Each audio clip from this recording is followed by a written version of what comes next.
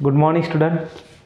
तर आजच्या व्हिडिओमध्ये बघा आपण पेनिसिलिन या युनिटला सुरुवात करणार आहोत.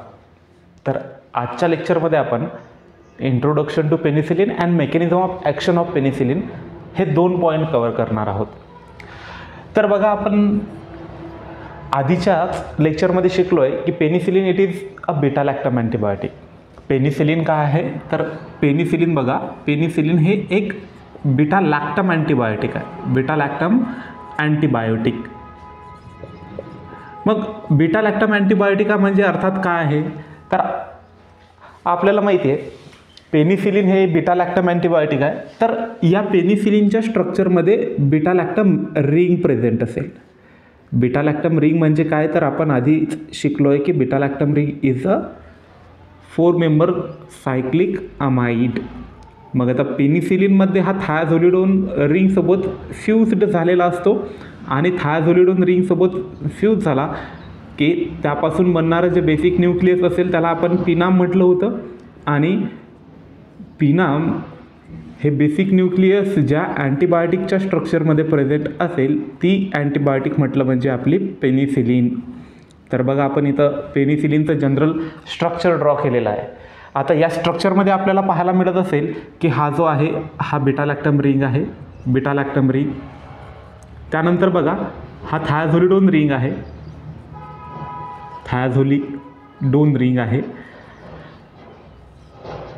आपण जे बीटा लॅक्टमचे कॉन्ज्युगेट्स बघितले होते त्या कॉन्ज्युगेट्समध्ये शिकलो होतो की जेव्हा बीटा लॅक्टम रिंग आणि थायाझोलिडोन हे एकत्र येतात किंवा ते फ्यूज्ड होतात त्यापासून बनतं तो म्हटलं म्हणजे पिनाम. मग हे जे बेसिक स्ट्रक्चर असेल without CH3COOH and acyl amido group याला आपण पिनाम म्हणणार. परंतु ज्यावेळेस त्यावरती CH3CH3COOH आणि असाइल ग्रुप सबस्टिट्यूट केला जातो त्यापासून बनतं पेनिसिलिन. तर हे आहे हे पेनिसिलिनचं जनरल स्ट्रक्चर. हे असेल पेनिसिलिनचं जनरल स्ट्रक्चर. मग बघा ज्या काही वेगवेगळ्या पेनिसिलिन आहे, सिंथेटिक असतील, सेमी सिंथेटिक्स असतील, काही ॲसिड रेझिस्टन्स असतील, काही बीटा लॅक्टमेस रेझिस्टन्स पेनिसिलिन असतील, तर त्या पेनिसिलिनचं स्ट्रक्चर ड्रॉ करत असताना आपल्याला फक्त हा इथं प्रेझेंट असणारा जो R ग्रुपचा सबस्टिट्युएंट असेल ना हा चेंज करायचा आहे. रेस्ट ऑफ द स्ट्रक्चर म्हणजे बाकीचं जे स्ट्रक्चर असेल ना ते कॉमन राहणार. तर बघा हे आहे बेसिक पेनिसिलिनचं स्ट्रक्चर. मग आता हे जे पेनिसिलिन आहे याला आपण बीटा लॅक्टम अँटीबायोटिक म्हटलं. ते का बरं म्हटलं ते सुद्धा बघितलं आपण की पेनिसिलिनच्या स्ट्रक्चरमध्ये हा बीटा लॅक्टम रिंग प्रेझेंट आहे. ठीक आहे. मग बघा पेनिसिलिन जर आपल्याला कमर्शियली सिंथेसाइज करायची असेल, कमर्शियली सिंथेसाइज करायची म्हणजे आपल्याला लार्ज स्केल्स प्रोडक्शन जर करायचं असेल पेनिसिलिनचं तर कमर्शियली पेनिसिलिन जे असेल पेनिसिलिन, आता पेनिसिलिन यामध्ये वेगवेगळे आलं पेनिसिलिन जी वगैरे पेनिसिलिन व्ही. ठीक आहे. पेनिसिलिनचे ज्या काही वेगवेगळे डेरिव्हेटिव्ज असतील, जे काही वेगवेगळे ड्रग्स असतील हे शक्यतोवर कमर्शियली फर्मेंटेशन प्रोसेसनं आयसोलेट केले जातात. आयसोलेट केले जातात त्यापेक्षा आपण म्हणणार की प्रोड्यूस केले जातात. कुठल्या प्रोसेसनं तर commercially penicillin obtain by process of fermentation. ठीक आहे. फर्मेंटेशन प्रोसेस आहे आपण मायक्रोबायोलॉजीमध्ये शिकतो आहे. यामध्ये एखादा बॅक्टेरिया असतो, त्या बॅक्टेरियाला कल्चर्ड केलं जातं, त्या बॅक्टेरियाला फीड दिली जाते म्हणजे त्या बॅक्टेरियाला न्यूट्रियंट सप्लाय दिला जातो आणि त्या बॅक्टेरिया ते न्यूट्रियंट सप्लाय कन्झ्युम करून ग्रो करतो, मल्टिप्लाय करतो आणि त्या मटेरियलला डायजेस्ट करतो. त्यानंतर त्या बॅक्टेरियाचं जे मेटाबॉलिक प्रोडक्ट असेल तो आपला फायनल प्रोडक्ट असतो. तर पेनिसिलिन कमर्शियली हे फर्मेंटेशन प्रोसेसनी आयसोलेट केल्या जाते किंवा आपण त्याला म्हणणार प्रोड्यूस केल्या जातं. मग आता हे फर्मेंटेशन करत असताना पेनिसिलिन बनवण्यासाठी कोणकोणत्या बॅक्टेरियल स्ट्रेन यूज केल्या जातात तर प्रामुख्याने बघा कमर्शियली 2 बॅक्टेरियल स्ट्रेन यूज केल्या जातील पेनिसिलिनच्या प्रोडक्शनकरिता. त्या बॅक्टेरियल स्ट्रेन कोणत्या तर बघा पहिली आहे पेनिसिलम नोटॅटम आणि पेनिसिलम क्रायसोजिनम.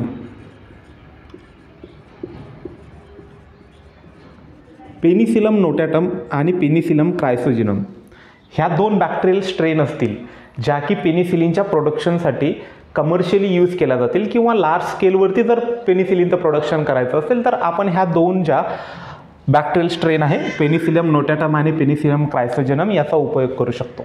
ठीक आहे. मग बघा आता पेनिसिलिन हे एक बीटा लॅक्टम अँटीबायोटिक आहे. कमर्शियल हे फर्मेंटेशन प्रोसेसद्वारे आयसोलेट केलं जातं. फर्मेंटेशन करत असताना पेनिसिलियम नोटॅटम आणि पेनिसिलियम क्रायसोजेनम या दोन बॅक्टेरियल स्पेसीसचा उपयोग इथं केला जाईल.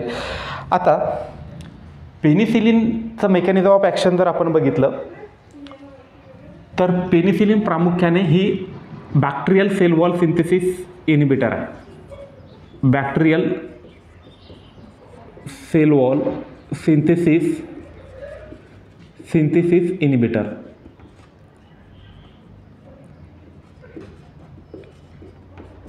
आहे. म्हणजे काय तर पेनिसिलिन जे असेल ना हे बॅक्टेरियाचं सेल वॉलचं सिंथेसिस इनिबिट करतं. मग आपण याला जर सायंटिफिकली लक्षात घ्यायचं म्हटलं तर बघा bacterial cell wall synthesis inhibitor आहे.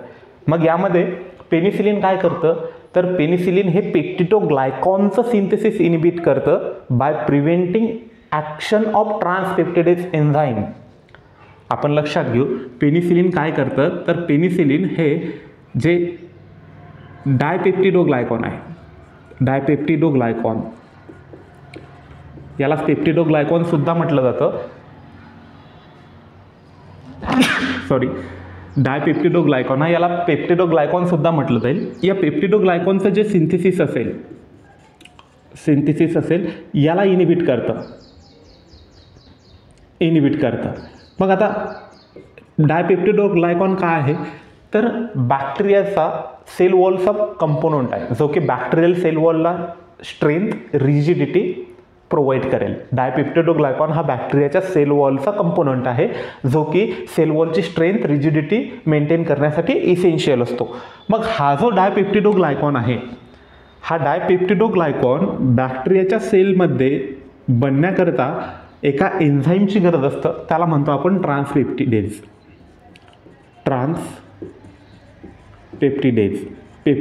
हा काय आहे तर ट्रान्सपेप्टिडेज एन्झाईम आहे. ट्रान्सपेप्टिडेज हा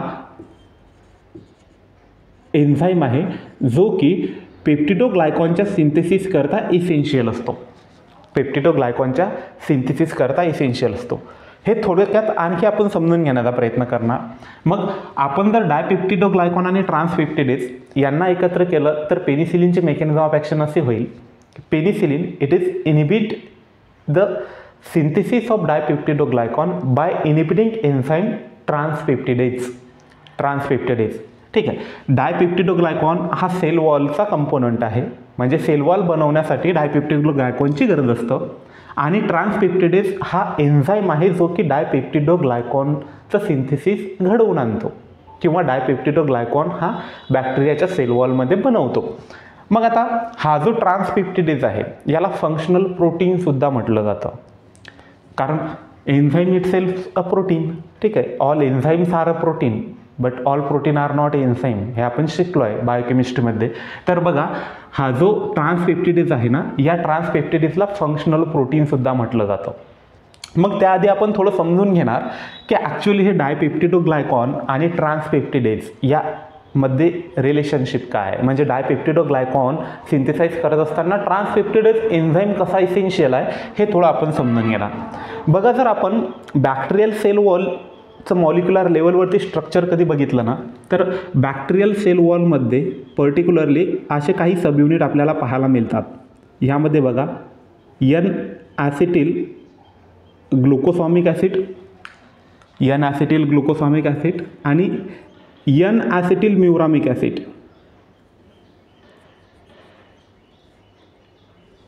NAG आणि NAM. NAG म्हटलं म्हणजे एन ॲसिटिल ग्लुकोसॉमिक ॲसिड, NAM म्हटलं म्हणजे एन ॲसिटिल म्युरामिक ॲसिड. तर हे जे काही असे शुगर मॉइटी असतील ना ह्या एक दुसऱ्याला अटॅच झालेल्या असतील आणि यापासून एक पॉलिमरिक चेन बनतं आणि यापासून बॅक्टेरियाचा जो काही सेल वॉलचा कंटेंट असेल ना तो सेल वॉलचा कंटेंट बिल्डअप केला जाईल.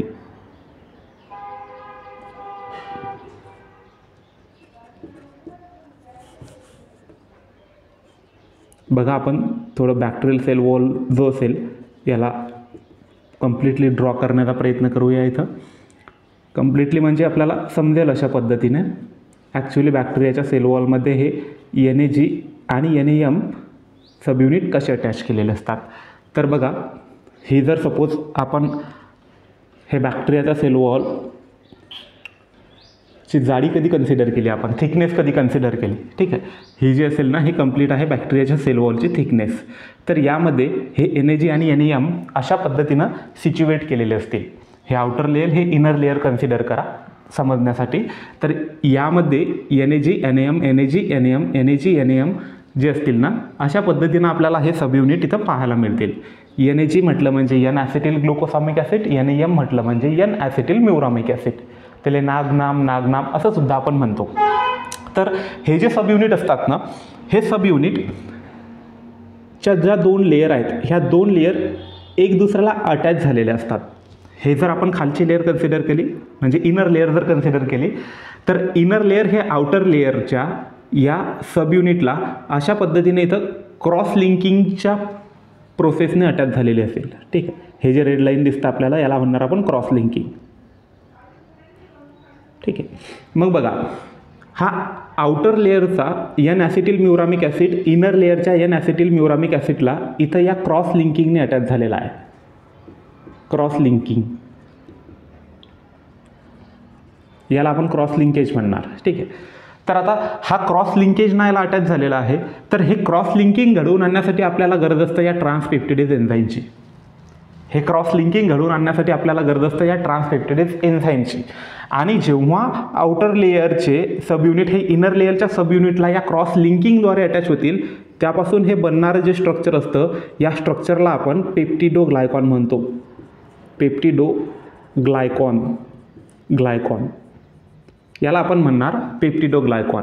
आणि जेव्हा ह्या 2 एक दुसऱ्याला अटॅच होतील आणि हे पेप्टिडोग्लायकॉन बनेल, तर यापासून बनणारं हे जे असेल, हे असेल बॅक्टेरियल सेल वॉल. हा जो असेल बॅक्टेरियल सेल वॉल, हा असेल बॅक्टेरियल सेल वॉल. तर नॉर्मली बॅक्टेरियाच्या सेल वॉलमध्ये हे अशा पद्धतीनं क्रॉस लिंकेज केलं जातं.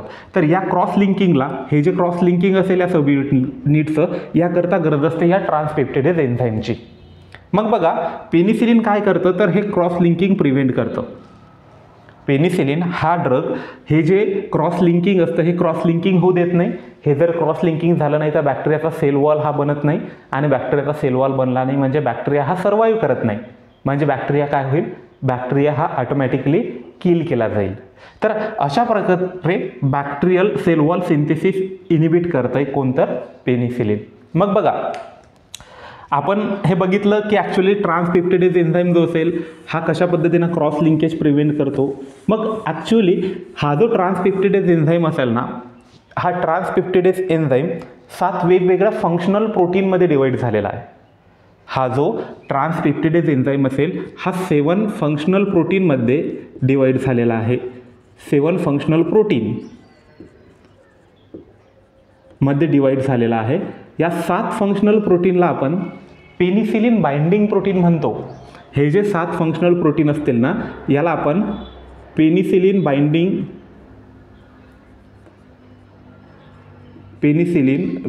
प्रोटीन म्हणतो. बाइंडिंग प्रोटीन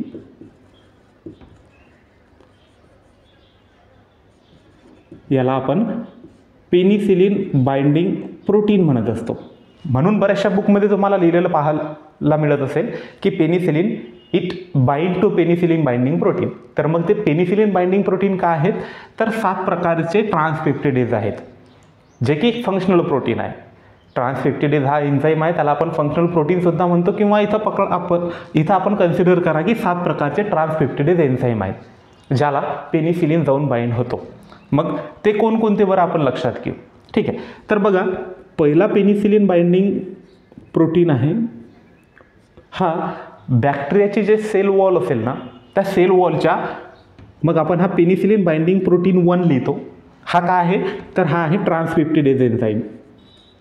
ट्रान्सपेप्टिडेज हा आहे ट्रान्सपेप्टिडेज एन्झाईम. याला तुम्ही फंक्शनल प्रोटीनसुद्धा म्हणू शकता. मग हा जो पहिला पेनिसिलिन बाइंडिंग प्रोटीन 1 आहे, हा कशासाठी गरजेचा असतो, तर हा बॅक्टेरियाच्या सेल वॉलच्या इलॉंगेशनसाठी. बॅक्टेरियल सेल वॉलचं इलॉंगेशन होत असताना तिथं महत्त्वाचा रोल कोणाचा असेल, तर तो असतो पेनिसिलिन बाइंडिंग प्रोटीन 1चा. बॅक्टेरियल सेल वॉलचं इलॉंगेशन म्हणजे काय, तर सेल वॉलची लेंथ जेव्हा हळूहळू वाढत जाते त्यासाठी गरजेचा असतो पेनिसिलिन बाइंडिंग प्रोटीन 1. मग याला आपण ट्रान्सपेप्टिडेज 1 म्हणणार. हा जो ट्रान्सपेप्टिडेज 1 आहे हा गरजेचा असतो बॅक्टेरियाचे सेल वॉल इलॉंगेशनची प्रोसेस होत असताना. जर penicillin binding protein 1 penicillin binding protein 1 याचं इनिबिशन कधी केलं, तर बॅक्टेरियाचा जो सेल वॉल आहे या सेल वॉलचं इलॉंगेशन होत नाही. सेल वॉलचं जे इलॉंगेशन असेल ना, हे सेल वॉलचं इलॉंगेशन होणार नाही. आणि बॅक्टेरियाच्या सेल वॉलचं इलॉंगेशन झालं नाही म्हणजे सेल वॉल परत बनणार नाही.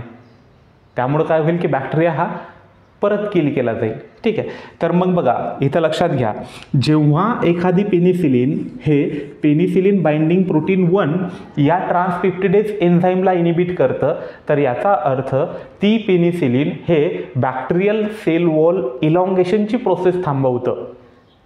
इथं आपण जनरली लिहिलेलं आहे की penicillin it is inhibit bacterial cell wall synthesis, पण सेल वॉल सिंथेसिस इनिबिट करत असताना सेल वॉलच्या इलॉंगेशनची प्रोसेस थांबवतं की सेल वॉलची जे मेन टर्मिनेशन प्रोसेस असेल त्यामध्ये इंटरफिअर करतं की सेलचा शेप असेल तो चेंज करतो, हे आपल्याला यावरनं कळेल. जर सपोज एखादी पेनिसिलिन हे पेनिसिलिन बाइंडिंग प्रोटीन 1ला जाऊन बाइंड होत असेल, तर याचा अर्थ ती पेनिसिलिन हे सेल वॉलचं इलॉंगेशनची प्रोसेस थांबवत आहे. सेल वॉलच्या इलॉंगेशनची प्रोसेस थांबवत आहे. मग बघा सेकंड आपला पेनिसिलिन बाइंडिंग प्रोटीन आहे, penicillin binding protein 2.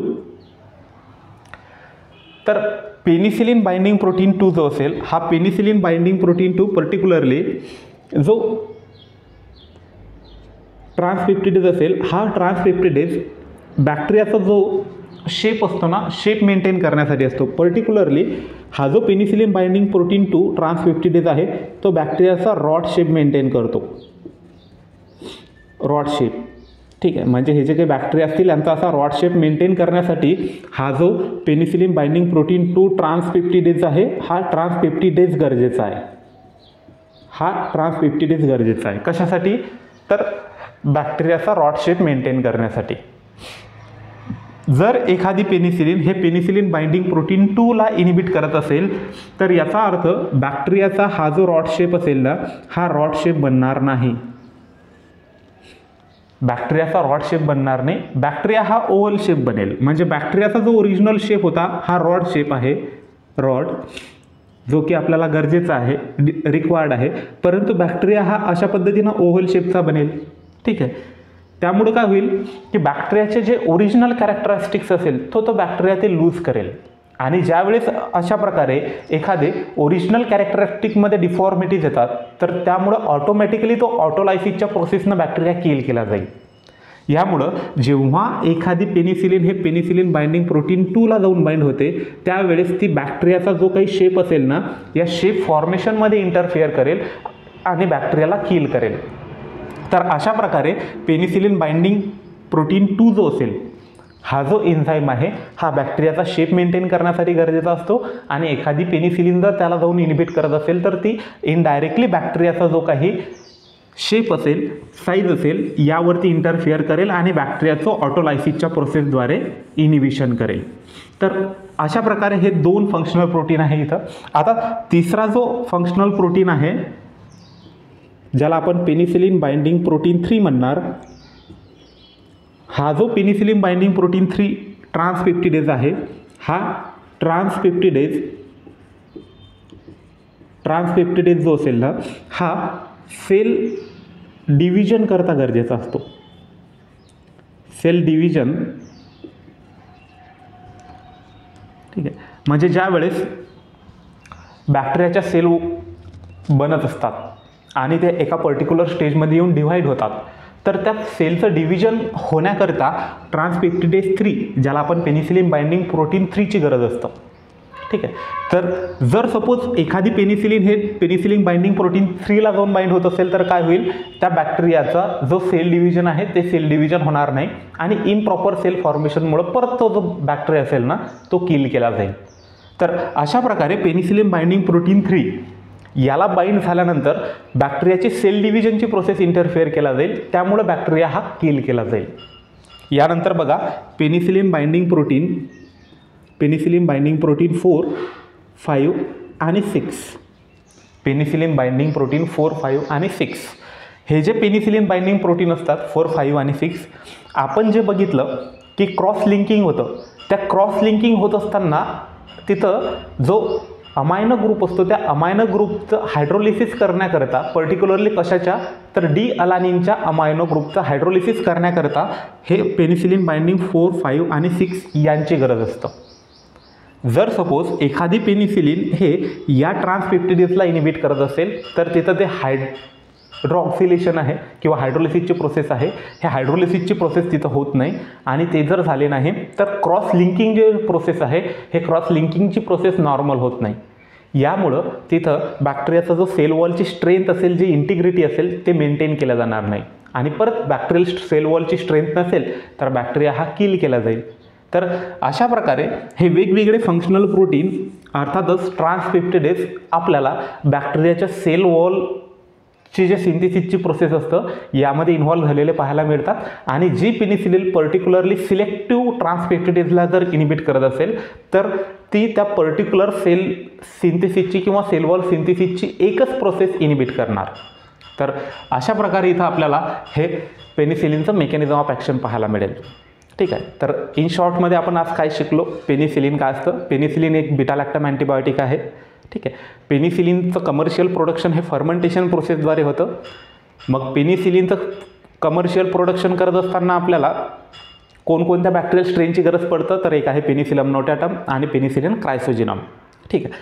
पेनिसिलिनचे mechanism of action आपण बघितली तर penicillin it is a bacterial cell wall synthesis inhibitor by inhibiting dipeptidoglycan synthesis by inhibiting the enzyme transpeptidase.